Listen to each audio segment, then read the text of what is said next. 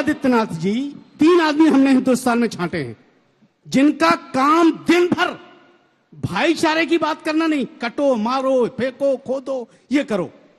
उसका सबसे main part है योगी आदित्यनाथ जी, दूसरे गिरिराज सिंह जी, तीसरे हेमंत बिश्व शर्मा।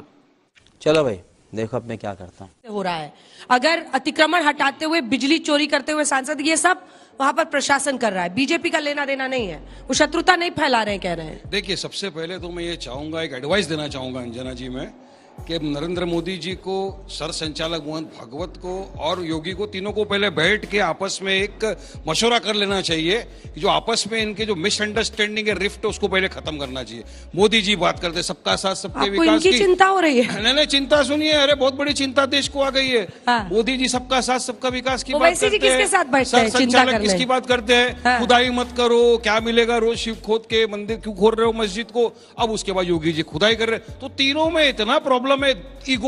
योगी जी खुदाई कर रहे हैं, योगी जी तो करवा रहे हैं पूरे, कहाँ करवा रहे हैं, यही तो जानना है, कहाँ करवा रहे हैं? संभल में ही क्यों खुदाई कहाँ हुई है? पूरे हिंदुस्तान में क्यों नहीं करते? संभल में वित्त चोरी हो रही है क्या?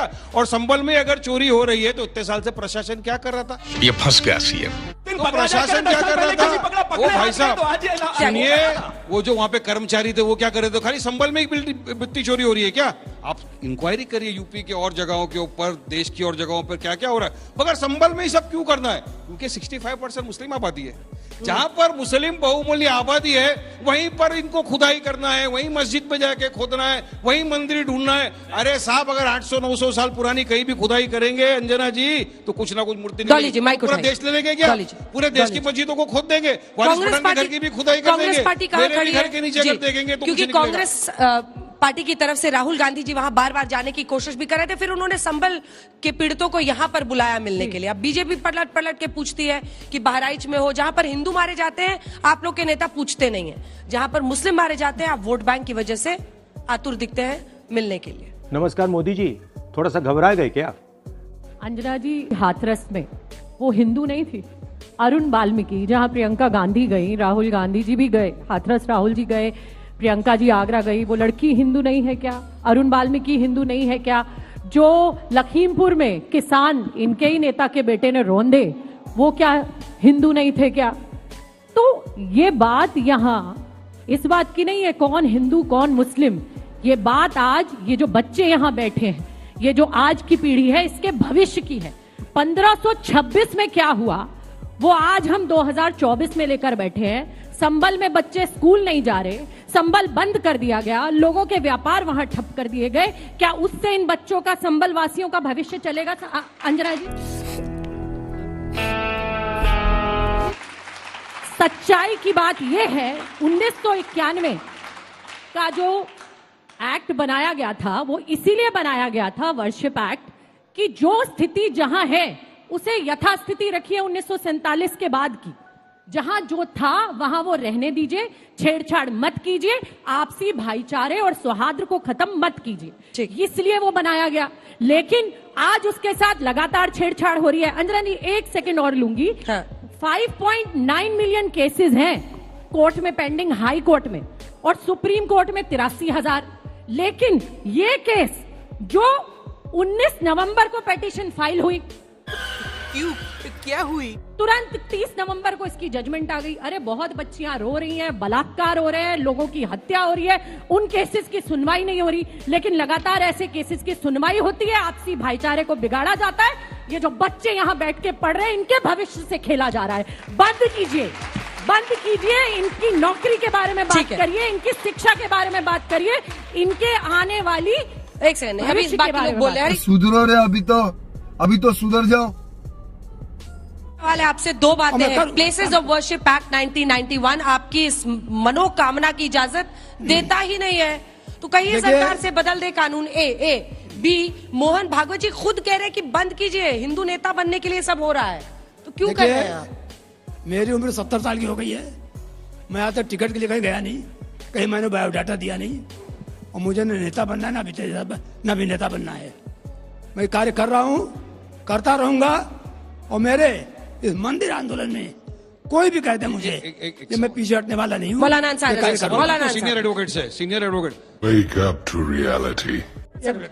मुझसे कल संभल के एक आदमी मिले, उन्होंने बतलाया 25 हिंदुओं की 1978 में एक साथ काट हत्या कर दी, निर्मम हत्या की गई।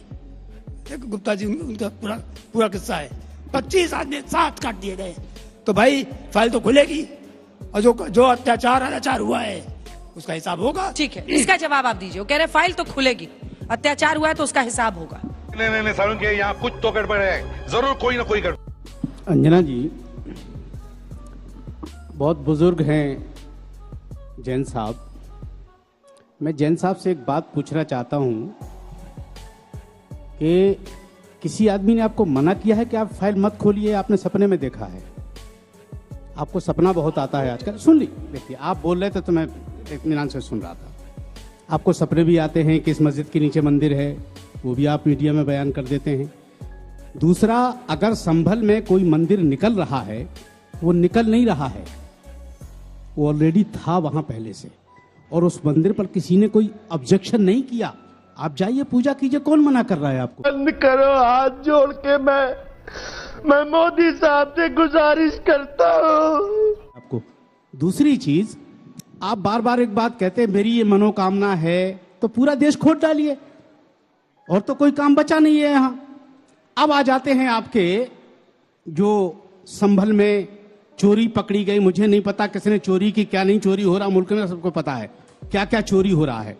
मैं सिर्फ एक बात आपसे जानना चाहता हूं, क्या आपकी मनोकामना हिंदुस्तान के सुप्रीम कोर्ट से बड़ी है? और अगर आपकी मनोकामना सुप्रीम कोर्ट से बड़ी है तो इसी हिंदुस्तान में अभी 10 दिन पहले 122 डेटें लगने के बाद एक आदमी ने आत्महत्या कर ली। 122 डेट लगी 2 साल में, और यहां 24 घंटे में खेल हो गया। इस पर आप कुछ गौर नहीं करेंगे सर? आप बुजुर्ग आदमी हैं, आप भी चले जाते कोर्ट के साहब 122 डेटें क्यों लगा रही, एक आदमी मर गया। वो मुसलमान नहीं था, वो हिंदुस्तानी था। आप तो नहीं जाएंगे वहां डेट लगाने के लिए, इसलिए कि योगी आदित्यनाथ जी, 3 आदमी हमने हिंदुस्तान में छांटे हैं जिनका काम दिन भर भाईचारे की बात करना नहीं, कटो मारो फेंको खोदो ये करो, उसका सबसे मेन पार्ट है योगी आदित्यनाथ जी, दूसरे गिरिराज सिंह जी, तीसरे हेमंत बिश्व शर्मा। मैं चैलेंज से कहता हूं पूरे हिंदुस्तान के लोगों से कि इनकी एक बाइट बता दीजिए हिंदुस्तान में जो भाईचारे, 1 मिनट सर, जो भाईचारे की हो। योगी आदित्यनाथ 8 साल हो गए कह रहे हैं ये तीनों मेरे आदर्श है, कह रहे हैं सर। अब आपके आदर्श मोहन भागवत तो होंगे नहीं, आपके आदर्श मोहन भागवत तो होंगे नहीं, आपके आदर्श मोहन भागवत तो होंगे नहीं, यही होंगे तीनों में, यही होंगे सर, तीनों एक दूसरे के, यही होंगे तीनों पूरा के एक दूसरे के, यही आदर्श होंगे। विजय शंकर तिवारी जी वही उठाइए। और आप तो खुद वीएचपी से हैं, तो ऐसे में आप ही समझाइए। मोहन भागवत जी तो मना कर रहे हैं ये सब करने से, तो सीधा कह रहे हैं कि बंद कीजिए, हिंदू नेता सब बन रहे हैं। मैं पहले उत्तर देता हूँ उनकी बात का। मैं भी 4 दिन पहले संभल गया था, चौंदौसी गया था, और वहां लोगों ने बताया जो आपने भी आंकड़े दिए कि 1947 में 45% यहाँ हिंदू रहता था, आज 15% है। तो लोगों को हमने कहा कि वो कहाँ गए वो, तो उन्होंने बहुत सारे दंगे बताए। जितने दंगे वहां हुए सब दंगों में हिंदू मारा गया। कुछ भी उठा रहा है, मेरी जितनी आपकी आवाज नहीं उठी। आज आपको कष्ट हो रहा है, आज आपको दर्द होना चाहिए, और 1978 की बात जब आप करते हैं बात करने के लिए हिंदुओं के कहने के बाद फिर आप बांग्लादेश दिखाई पड़ रहा है, फिर बांग्लादेश की बात करेंगे, सरकार किसकी थी? आदमी का तार हिलता तो अंड बंड बोलता। सरकार किसकी थी? सरकार किसकी थी 1978 में? आप पूरा यहाँ 1978 मोरारजी देसाई 29 फरवरी 1986 में जन्मे को, तब प्रधानमंत्री जनता पार्टी की सरकार थी, जनता पार्टी की सरकार थी। 1978 गाते हैं आप देखो लोग सब। देखो सुनिए तो सुनिए सुनिए, मैं कहता हूँ आपने आवाज कितनी बार, एक आतंकवादी ये भी बताइए 1978 में जनता पार्टी की सरकार थी, एक आतंकवादी को आपका प्रधानमंत्री गुलदस्ता देते हैं। पढ़िए, ये सब दोगलापन है। मैं तेरा दोगलापन उतारता हूँ। Come closer. What is the sound of one hand clapping? I don't know. What is the sound of one? मेरा ये चैनल सब्सक्राइब करें